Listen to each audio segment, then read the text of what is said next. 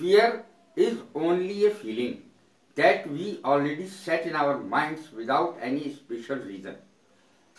Fear यानी डर एक इमोशन है, फीलिंग है जो हम बिना बातों अपने मन में पहले से ही बना के रखते हैं। प्रत्येक चीज के प्रति जब हम कुछ करने चलते हैं तो डर पहले बिठा लेते हैं अपने मन में।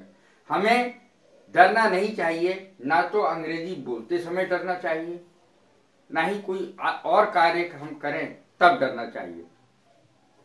आज जो मैंने सेंटेंसेस लिए हैं वो कुछ स्पेशल सेंटेंसेस हैं जो बोलने में बहुत काम आते हैं और उनकी अंग्रेजी कम लोग जानते हैं। जैसे पहला है कि ये जनरली घर में बोला जाता है कि दूध फट गया है। दूध फट गया है, इसकी अंग्रेजी क्या होगी? ये तो सेंटेंस बहुत आम बात है। दूध फट गया है। Milk has turned, TURNED, turned सोर। सोर माने खट्टा, दूध खट्टा हो गया है। मिल्क हैज टर्न्ड सोर, SOUR, सोर माने खट्टा। मिल्क हैज टर्न्ड सोर, दूध फट गया है, इसकी अंग्रेजी है। अगला सेंटेंस है मुझे घर की याद सताती है। मुझे घर की याद सताती है। जब कोई बालक घर से पहली बार बाहर जाता है या हॉस्टल में बच्चा रहता है या कहीं और रहता है जाकर के, तो उसे घर की याद सताती है। तो मुझे घर की याद सताती है, इसकी एक परमानेंट अंग्रेजी है। जैसे होम सिक, होम सिक घर की वजह से बीमार। होम सिक, होम माने घर, सिक माने बीमार। आई एम होम सिक, मुझे घर की याद सताती है। मुझे घर की याद सताती है, आई एम होम सिक। ये परमानेंट शब्द है, ये याद होना चाहिए जरूर। अगला सेंटेंस है मैं गलती से तुम्हें अपना दोस्त समझ बैठा। तो कभी कभी कोई व्यक्ति को हम पीछे से देख करके ऐसा मान लेते हैं, अरे ये तो मेरा दोस्त जा रहा है, तो उसके पीठ पे थप्पड़ भी मार देते हैं दोस्ती में, और वो निकलता कोई और है। या वैसे ही कहने लगते हैं कि अरे तू कहाँ जा रहा है, कि मैं तो वो हूं ही नहीं। दूसरा आदमी कहता है मैं गलती से तुम्हें अपना दोस्त समझ बैठा, इसकी अंग्रेजी क्या होगी? मैं गलती से तुम्हें अपना दोस्त समझ बैठा। I mistook you, mistook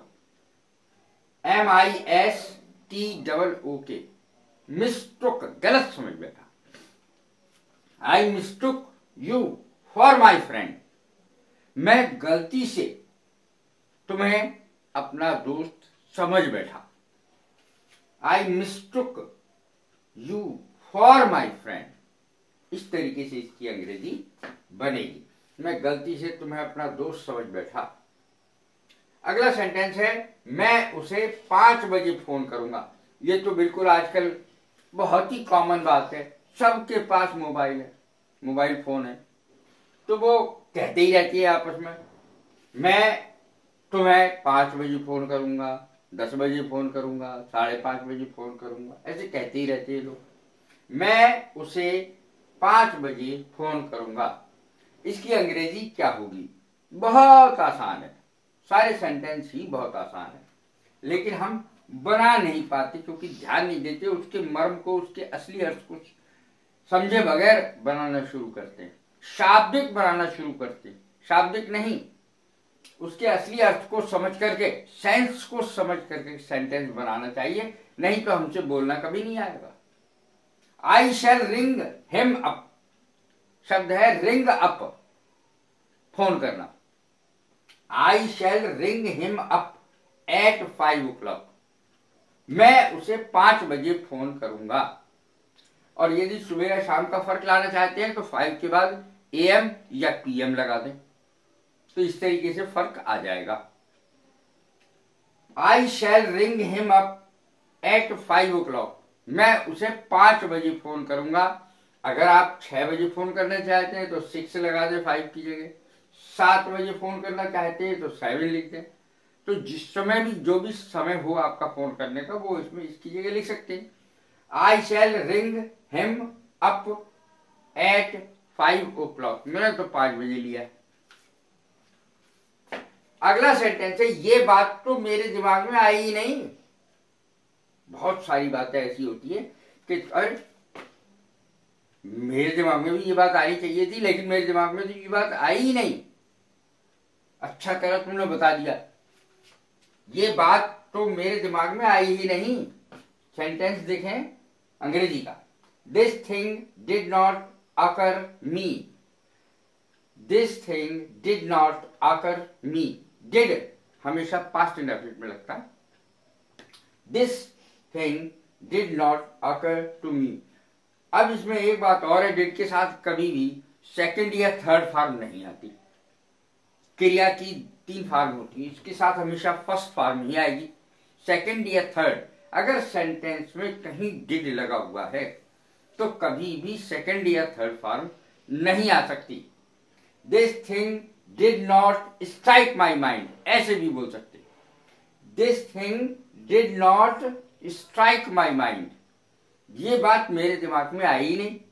this thing did not occur me, ये इस तरीके से भी बोल सकते हैं। कल मैं गलत रेलगाड़ी में चढ़ गया। सेंटेंस देखें। बोर्डेड माने चढ़ना, गाड़ी में चढ़ना, रेलगाड़ी में चढ़ना, बोर्ड BOARD। और ये इसका ही ब्लैक बोर्ड वगैरह व्हाइट बोर्ड वगैरह जो ये है सामने आपके व्हाइट बोर्ड है, तो ब्लैक बोर्ड क्लासेस में होते ही हैं। आई बोर्डेड, लेकिन इसका दूसरा अर्थ है चढ़ना गाड़ी में। I boarded the wrong train yesterday, मैं कल गलत गाड़ी में चढ़ गया। I boarded the wrong train yesterday. Yesterday माने बीता हुआ कल, टुमारो माने आने वाला कल। I boarded the wrong train yesterday, ये पास्ट इंडेफिनिट का टेंस है। पास्ट इंडेफिनिट में नेगेटिव और इंटेरोगेटिव सेंटेंसेस में डिड का प्रयोग होता है, साधारण सेंटेंसेस में नहीं। आई उसमें वर्ब की सेकंड फॉर्म लगती है सीधे। I boarded the wrong train yesterday, मैं कल गलत गाड़ी में चढ़ गया। मेरा काम होने दो, तुम्हारा क्या चला जाएगा, ये तो बहुत ही होता है। मेरा काम होने दो, तुम्हारा क्या चला जाएगा। Late me serve my purpose, मेरा काम होने दो, ये अंग्रेजी में। Let me serve, SERVE, let me serve my purpose. Purpose माने होता है उद्देश्य। मेरा उद्देश्य पूरा होने दो, मुझे पूरा अपना उद्देश्य पूरा करने दो। What will you lose, तुम्हारा क्या जाएगा। What will you lose, lose माने खोना, तुम्हारा क्या जाएगा। What will you lose, तुम्हारा क्या जाएगा। Let me serve my purpose, What will you lose, तुम्हारा क्या जाएगा, मुझे अपना काम सही करने दो, मेरा काम होने दो, तुम्हारा क्या चला जाएगा। ये है। अगला है 8वां। यह बात तो मेरे दिमाग से बिल्कुल निकल ही गई थी। ये बात तो मेरे दिमाग से बिल्कुल निकल ही गई थी। इसकी अंग्रेजी कैसे बनेगी, बहुत जनरल सेंटेंस है। ये बात तो मेरे दिमाग के अंदर से बिल्कुल निकल ही गई थी, यानी मैं इसे भूल ही गया था।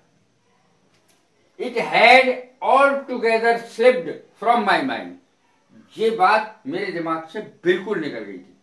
It had altogether slipped from my mind. फिर से सुने। It had altogether slipped, past perfect tense. It had altogether slipped from my mind. Slipped माने खिसक जाना, खिसकना या फिसल जाना, इसका असली अर्थ है फिसल जाना। It had already slipped from my mind, ये मेरे दिमाग से फिसल गई थी ये बात, यानी यह बात तो मेरे दिमाग से बिल्कुल निकल ही गई थी। अगला सेंटेंस है तुम जितना अधिक परिश्रम करोगे उतने ही ज्यादा अंक प्राप्त करोगे। इम्तिहान चल रहे हैं। आजकल ये बात बहुत कॉमन बोली जाती है, तो जितनी मेहनत करोगे उतने अंक आ जाएंगे, ये तात्पर्य है। तुम जितना अधिक परिश्रम करोगे उतने ही ज्यादा अंक प्राप्त करोगे। ये सेंटेंस विशेष रूप से द मोर से बनते हैं।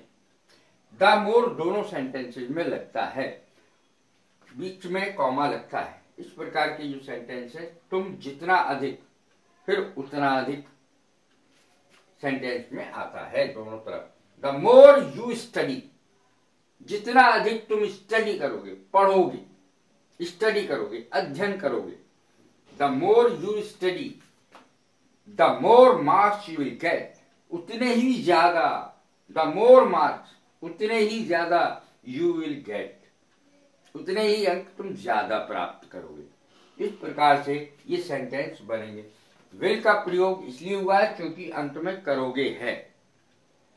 गा दी गे इसकी पहचान होती है। विल शैल उन सेंटेंसेस में लगता है जो फ्यूचर के होते हैं। द मोर यू स्टडी, ये प्रेजेंट इंडेफिनिट है।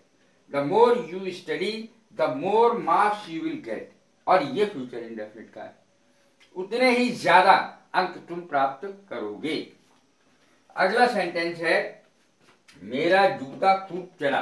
तो इसमें ये मत समझ लेना कि जूता फेंक फेंक के मार रहे हैं, चला, वो वाला नहीं है। मेरा जूता कई साल चला, ये मतलब है। मेरा जूता खूब चला। My pair of shoes wore well, wore well, खूब चला, यानी मैंने खूब पहना। My pair of shoes, pair of shoes बोलते हैं जूतों के लिए, क्योंकि ये दो होते हैं संख्या में, एक नहीं होता है। एक पहन के कोई बाजार नहीं जाएगा, पेयर ऑफ शूज कहते हैं। पेयर माने जोड़ा। माई pair of shoes wore well, मेरा जूतों का जोड़ा खूब चला, यानी मेरे जूते खूब चले या मेरा जूता खूब चला। तो ये सेंटेंस निश्चित ही आपके बहुत काम में आने वाले हैं। इसको यदि आपने ध्यान से पढ़ लिया और अपने दिमाग में रख लिया और समय पर आप बोलने की कोशिश करें, तो निश्चित ही ये सेंटेंस आपको बहुत मदद करेंगे। यदि आपको ये सेंटेंसेस अच्छे लग रहे हों तो लाइक करें, शेयर करें, सब्सक्राइब करें। God bless you. Thank you very much.